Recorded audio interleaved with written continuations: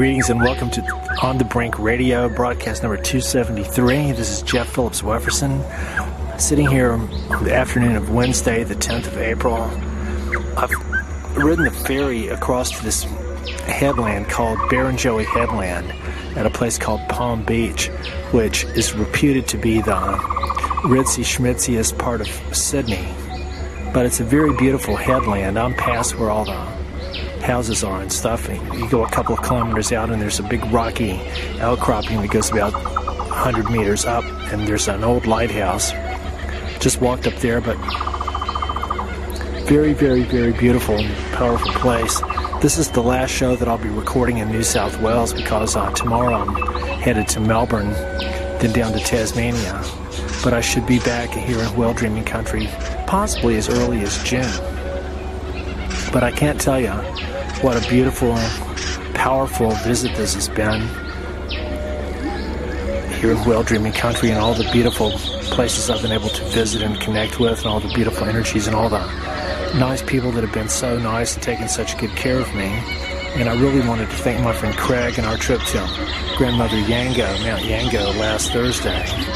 Very sacred mountain, the Uluru of the East Coast tribes. The show is called Speculations on the Near Future of Humanity and Other Catastrophes. For those of you familiar with my shows, this is nothing new. In fact, the name On the Brink Radio kind of suggests that kind of thinking, but I'm not a doom and gloomer. I'm a realist and a pragmatist, but the consequence of that is that the more real I try to become, the more fully aware and educated and more enlightened that I try to make myself with respect to understanding all the different things that's going on in the world, particularly those which relate to mankind's relationship with all the other non-human life forms. The more I learn, the more my awareness of all this increases, the scarier it all seems. Because I honestly don't see any improvement in humanity's relationship with the natural world in general. Isolated cases, yes. But, and this is just my own very limited awareness. I'm just one person. I'm not NBC News. I'm not the internet. I'm not the CIA. I'm not a surveillance satellite. I'm not the god of any religion. I don't have the all-seeing eye in the sky. But I do try to keep my eyes and ears wide open, and I try to network and connect with a lot of high-quality minds, human and non-human. And I constantly travel, which is... that's what probably sets me apart from other people more than anything else, is the fact that I don't stay in one place all the time.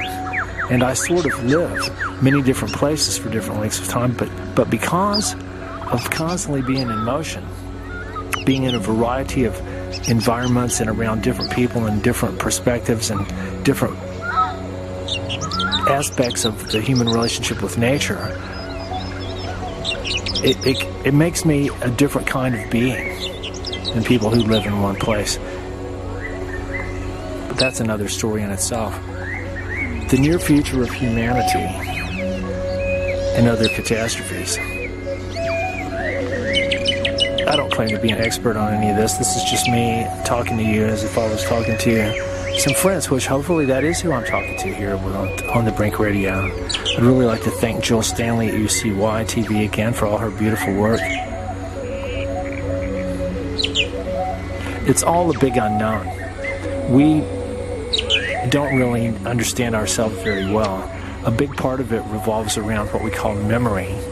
A lot of people can't even remember what they did yesterday or last week, much less a month ago. Facebook is really good at helping us to remember what we did a year ago today or on this day over recent years since you've had a Facebook account. And I actually kind of like that because it makes me see things that I posted, that I only post stuff that's either, I think, quite funny or interesting, but mainly of significance. You're not going to see me reposting someone's lunch.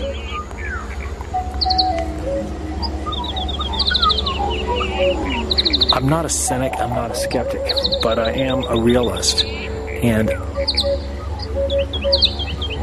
for example, Australia as a country, who I know very well, probably better than just about all Australians, for the same reason that I came to know America, the America of the 80s and 90s, probably better than any other single American, because of living on the road constantly, going everywhere, all over America. I hitchhiked in 47 states in Canada. That was just by hitchhiking. Traveled in other ways too. And the same in Australia. I've hitchhiked just about on most major roads. There may be parts of northeast Queensland and northwest New South Wales that I haven't hitchhiked on, the major roads, but all the other major roads pretty much have traveled on, and many not so major roads too. But the fact that I love this country so much, and I'm constantly in motion, paying attention to what's going on, and I network with a lot of people and try to take advantage of the positive side of the mass media communications network that we have in order to expand your own individual horizons and to be aware of stuff that's not happening in your own backyard or in your own time frame. You can't substitute that for the reality of where you are, but if you do try to use these communications technologies in this positive way, you are able to formulate a much higher resolution big picture of what's going on in the world. And that's a major thing that I'm dedicated to. But in terms of humanity's understanding of ourselves, we have our myths and legends, and we've got stories and stuff, but we don't really know what was happening all that long ago. Our understanding of ourselves is very limited. We believe, consensus science believes that we've been here. It depends on what you define as we. Homo sapiens, man the wise. I think humans in their present form are believed to have been here at least probably a few million years. It's hard to define exactly what we used to be if it wasn't us, and what exactly the borderline characteristics are, and when we became us. But we've been here we believe we've been here a long time, but not in our present form. We've been here a long time, we think. But there's a distinction between humanity's existence and I'll use the word chimera, that we call civilization, which is sort of worshipped, and it's ingrained, it's so deeply embedded in our psyche that we don't question whether it's actually of benefit or not. We think it is. And sure, civilization, which literally means living in cities in Latin civitas, may have meant that people that lived in cities, because the original city-states were like forts, so that meant we were safe from enemies, safe from being invaded by marauding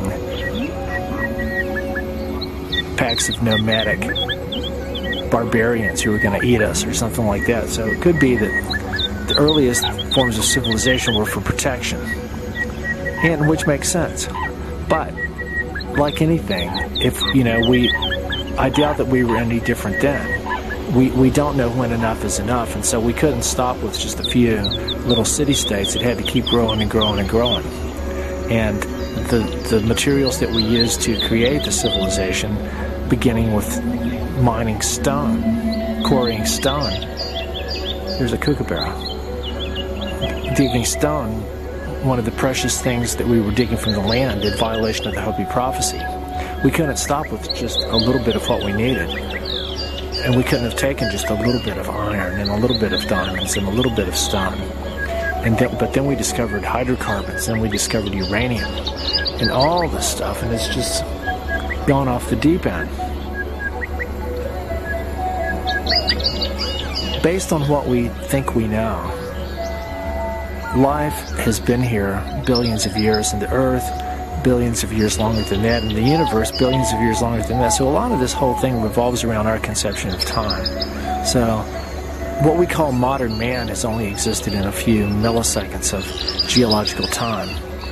And in this very short amount of time, we seem to have progressed from people that just came down out of the trees to the Homo sapien macrovirus that's running rampant over the whole Earth. We've become a tyrant and waster and destroyer of the Earth, waging war on our fellow beings, and now it looks like we're staring our own demise in our face at our own hands. Being on the brink relates to what you call eschatology. That's eschatology. It's sort of like the investigation of how things come to an end. It's kind of quasi, it's not really a religious term, but it relates to sort of like metaphysics and that kind of thing. Eschatological thinking looks at how things might come to an end, and so that definitely relates to where we are here on the brink of the unknown right now. And eschatological thinking relates to the concept of teleology, Teleology. Teleological means sort of like that things happening in the universe have a purpose, not from the perspective of the effect that it has, but on the perspective of what its causation was. For example, in the scientific worldview, if a giant comet slams into the Earth and destroys 90% of life, that's a more or less random celestial event that can be explained by orbital mechanics and different kind of physical properties like that. But in the teleological universe, if someone were able to observe on the whole scenario and say that humanity had been very, very bad for a really long time and spurned warnings that we need to change our ways, and then the comet came and destroyed almost all of humanity because we were so bad, that's teleological thinking. And I'm not going to say, I think that we live in a physical universe that may, in fact, have teleological components. In the same way that it's difficult, if not impossible, for the individual human being to contemplate and embrace their own eventual demise, it's equally, if not more, difficult or impossible for humanity as a whole to embrace the day that might come when we're not here anymore. And in a way, it doesn't really matter. Many people would say. But I think that even if individually or collectively we do not cherish or value our own individual lives and the sacred gift that it is, even if not, then we have to look at the implications of our continued existence or our absence, the effects that might have on beings other than us, human and non-human. For example, if you don't care if you live or die, but your family might, your wife, your kids, your grandkids, they might care if you're still here, or they might not. They may be glad if you're gone because of the inheritance or something like that. But on the other hand, humanity as a whole, Mother Earth, I'm sure, loves us as one of her dear children. But how about all the life forms that are literally, not metaphorically, literally going extinct right in front of our very eyes? And not just by random forces of nature, but directly because of stuff that humans are doing. And so there's a lot in the trendy sort of social media circle where people talk about climate change and protesting and saving the whales and all this different kind of stuff. They talk a lot about the sixth mass extinction event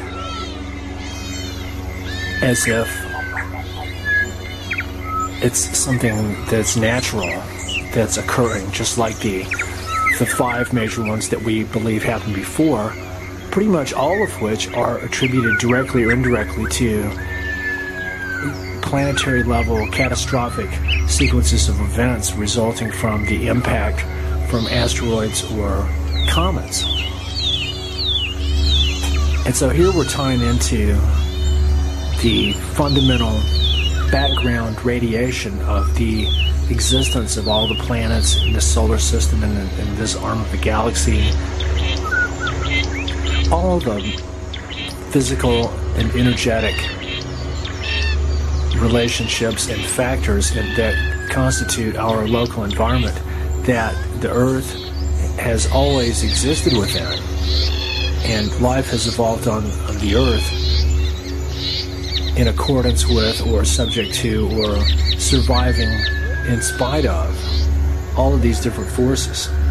And we've mapped out a lot of different cyclical processes. Just for example, like the sunspot cycle, we've got the lunar cycle, we've got, you know, as the Earth moves through the galaxy. I mean, a lot of this stuff we're sort of extrapolating because we haven't really been able to look and measure all this stuff for very long. Not in terms of modern science. It's like mapping a whole day from seeing 1 second, guessing what's going to happen. But we do know that there's a lot of cyclical variations that happen in different kinds of cosmic forces and interactions. We've got, you know, just the orbital mechanics alone of all the planets and the different comets and asteroids that we know of that come through. There's a regularity to a lot of it. Then there's the rogue, nomadic kind of effect too. And like we can't really predict when a supernova is going to happen or when a galactic core burst from the center of the Milky Way might come. These things have happened, and even though they might be tens or hundreds of millions of years apart, even that's just the blink of an eye to the universe. So despite all of these different freaky things influencing the Earth, life has evolved and adapted very well, and in large part because the Earth is or became an environment suitable for nurturing life, like with the atmosphere, the ocean, and gravity, and all these characteristics that without which them being within certain parameters that they stay within, life as we know it would be impossible. So, is this probable or highly improbable? That's another good question.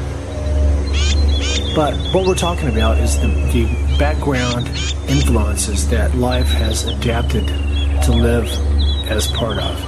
And sure, we might have been exposed to mutagenic influences like solar flares and cosmic rays and galactic core bursts and maybe radiation coming out on comets or chemicals or something like that. But basically, we've adapted very harmoniously to living here. But just since the dawn of the Industrial Revolution, and especially with the metastasis of the whole military-industrial complex juggernaut since World War II, around that time is when all the whole host of synthetic mutagens came onto the scene. And from a scientific and biomedical perspective, this is the central factor that we all need to be looking at in terms of the danger to life that exists on this planet because of us. the real-time threat to every living thing. The mutagenic effects of radionuclides, of chemical toxicity, electromagnetic radiation, specifically microwaves, pharmaceuticals, genetically engineered organisms and substances. Dr. Arnold Lehman that's Lehmann, was a contemporary and a colleague of Rachel Carson back in the early 60s, and in a really brilliant documentary about her work, he is interviewed as saying that if we really want to understand the genetic or genomic implications or consequences or effects of all the mutagenic substances that we're exposing ourselves to since World War II, that we need to study at least 25 generations of people. That's about 400 or 500 years in order to actually see what we're doing. So everyone who's alive now, we're only about no more than the third generation of people to exist since all this stuff came into being. So for us to look around and say, oh look, all the radionuclides it's not really doing anything, or all this chemical toxicity, sure, it's affected a few people here and there, and some birth defects and some autism and stuff like that, but hey, it doesn't really seem to be having any effect. But it's just because it's just now starting. We haven't even had time for it to really start kicking in yet. And so this leads me up to what I really wanted to talk about for this show. What is the near future of humanity going to be like? And the stuff I'm talking about is just the side effects of military-industrial activities and processes, not even counting the deliberate manipulation of our genetic structure and to wage war on us at a genomic level, which is really what the whole genetic engineering scenario is actually all about. So we're living in a universe of vast unknowns, a whole spectrum of cosmic influences that have been there all along. Superimposed onto that in the past few decades is a whole vastly expanding, astronomically huge and complex synthetic environment of military-industrial technologies and activities and processes and wastes and side effects, and just the one best word that exists for it is the Hopi word Koyaanisqatsi. That's Koyaanisqatsi. Koyaanisqatsi. It means life out of balance or crazy life. So no one really knows what we're going to be like in a few years. Part of the doomsaying and end of the world prophecies and stuff like that has happened many times before, according to what historians say. At the turns of centuries, the turns of millennia, you had the 2012 thing, all the stuff, and people are sure that they're living in the end time. And maybe in some ways they were. But no one's ever seen humanity come to an end, even though they might have thought that it did. I mean, say like if a comet hit and, well, see, we don't really, I don't think there was human beings here 65 million years ago, but there have been more recent cometary impacts that had less global effects, like maybe the one that's believed to be a fragment of Comet Encke that might have caused the mini ice age about 11 or 12,000 years ago. That kind of thing. And things like that can result in relatively sudden, there's our phrase again, climate change, but in a real sense. That's the only way that we have relatively sudden climate change is from a planetary level catastrophe like that. What our military-industrial civilization is doing, either indirectly or as an effect of deliberate weather and environmental modification, geophysical warfare, it's still not properly called climate change because it's not universal, it's not just climate, And it's not happening over a long enough period of time. But that's another story in itself too. A lot of people have thought they were living in the end times, and since World War II, the whole threat of global nuclear war has been a big sword sort of dangling over us and stuff. But T.S. Eliot has a quote, "That's the way the world ends, not with a bang but with a whimper." And I can see what he means. It's like we're just sort of gradually deteriorating. And just like somebody that's got dementia, humanity has dementia. And whoever has dementia is the last to know. Everybody else they're around, like all the other life forms of the earth, know that we're completely off our rocker. By our behavior, they can't understand what we're saying. And blessed be that they're able to not have to listen to all that. They know us through the fruits of our actions. And it's our responsibility to our fellow life forms that is the ultimate measure of the reality level, the coefficient of harmonious reality that we live in, or that defines a framework, a reference frame of reality and meaning for everything that we hold to be true. The end times, this could be it. The day of purification. But it's a big gray area, because even with the day of purification, the Hopi prophecy has said that in the three times it's happened before, that a seed crop, a handful of people were preserved, or saved to be the seeds of the new creation, the people of one heart. So that could be true, but it may not. Maybe Mother Earth's had enough of us and might hand over. Does Mother Earth need to have a species that's dominant? I don't really think so. I think that we've sort of, just like the New World Order, they've assigned themselves the overlords of the planet. Humanity has done that, put our species on top of the heap, but nobody else asked if they wanted us to do that. We just did it. We took it on ourselves. So it's like,